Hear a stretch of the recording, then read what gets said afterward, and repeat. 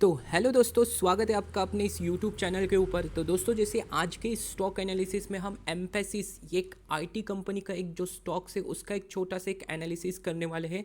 तो ये एनालिसिस हमारे 3 पॉइंट्स के ऊपर रहेगा। सबसे पहले हम डिविडेंड के बारे में हम समझने की कोशिश करेंगे, फिर उसके बाद चार्ट के ऊपर हम आ जाएंगे और लास्ट में हम इस कंपनी के जो फाइनेंशियल स्टेटमेंट रहेंगे वो समझने की हम कोशिश करेंगे। तो चलते हैं आज के हमारे इस एनालिसिस के ऊपर। तो दोस्तों, सबसे पहले मैं आपको ये बताना चाहूँगा कि इस कंपनी ने अपने इन्वेस्टर्स के लिए क्या किया है। 50 रुपीज़ का एक डिविडेंड उन्होंने क्या किया है, अनाउंस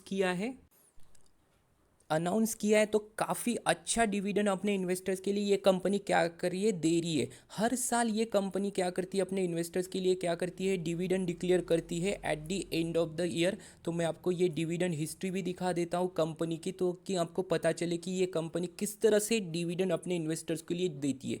तो यहाँ पर मनी कंट्रोल के ऊपर हम आ चुके हैं। तो यहाँ पर आप देख सकते हो कि क्लियरली देख सकते हो कि ये देखिए, ये रही उस डिविडेंड की डेट। 5 जुलाई को ये कंपनी क्या कर रही है, 50 रुपीज़ का डिविडेंड डिक्लेयर कर रही है। और ये देखिए, ये रहा डिविडेंड।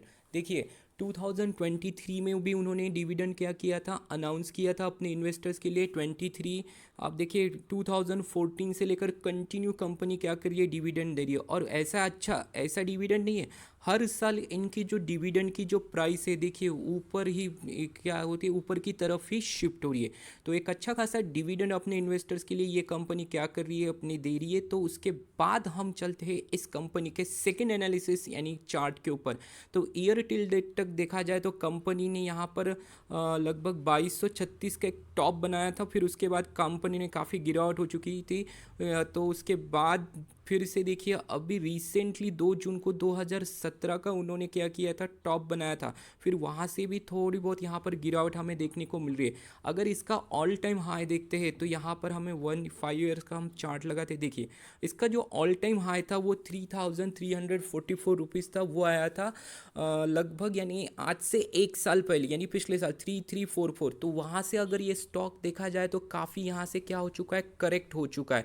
पर लेकिन अगर हम कंपनीज के फाइनेंशियल्स के तरफ अगर देखते हैं तो कंपनी क्या कर रही है, कंटिन्यू प्रॉफिट क्या कर रही है अपने इन्वेस्टर्स के लिए जनरेट किए, वो भी मैं आपको दिखा देता हूँ। तो यहाँ पर देखा जाए तो कंपनी का जो स्टॉक है लगभग क्या हो रहा है, 43% डाउन है from its all time high.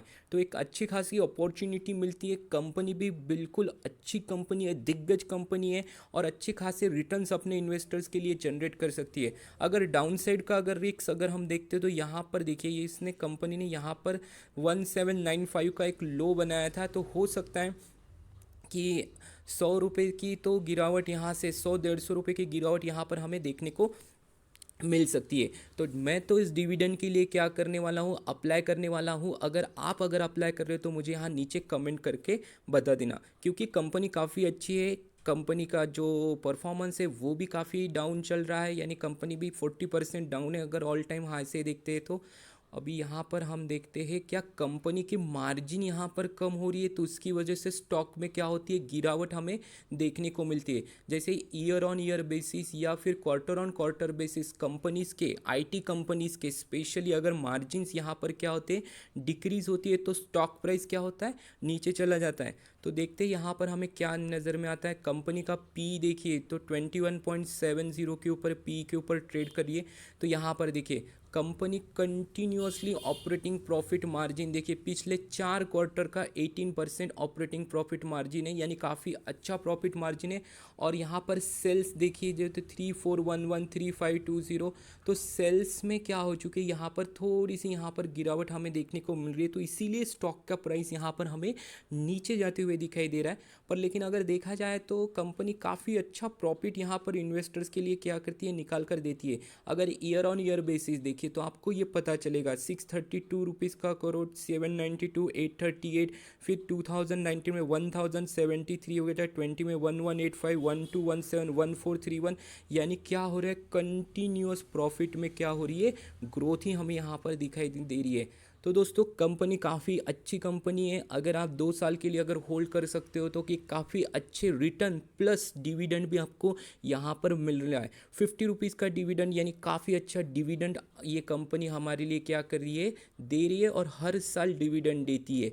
तो डेफिनेटली मैं तो यहाँ कुछ इस कंपनी के स्टॉक्स को बाय करने वाला हूँ। अगर आपको बाय करना है तो आप अपने फाइनेंशियल एडवाइजर्स के साथ डिस्कस कीजिए और फिर उसके बाद ही कोई एक डिसीजन लीजिए इस कंपनी में निवेश करने का। वीडियो अगर आपको अच्छी लगती है तो लाइक कीजिए और दोस्तों के साथ शेयर कीजिए। Thank you for watching my video.